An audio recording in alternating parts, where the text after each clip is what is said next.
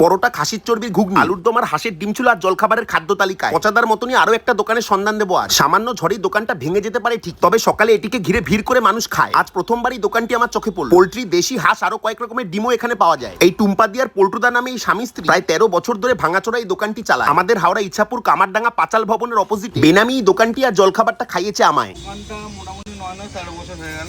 তুমি আর বৌদি দুজনে মিলে চালাও? সকালে হচ্ছে খাসির চর্বি দিয়ে ঘুগনি, আলুর দম, হাফ বয়েল তিসি মুরগি, আচ্ছা পোলট্রি মুরগি, হাঁসের, আচ্ছা। আর পরোটা। 3টে পরোটা নিয়ে ঘুগনি 24টা টাকা। ঘুগনি মুড়ি আর ডিম নিয়ে হচ্ছে 33 টাকা। 33 টাকা। আর ঘুগনি মুড়ি কত?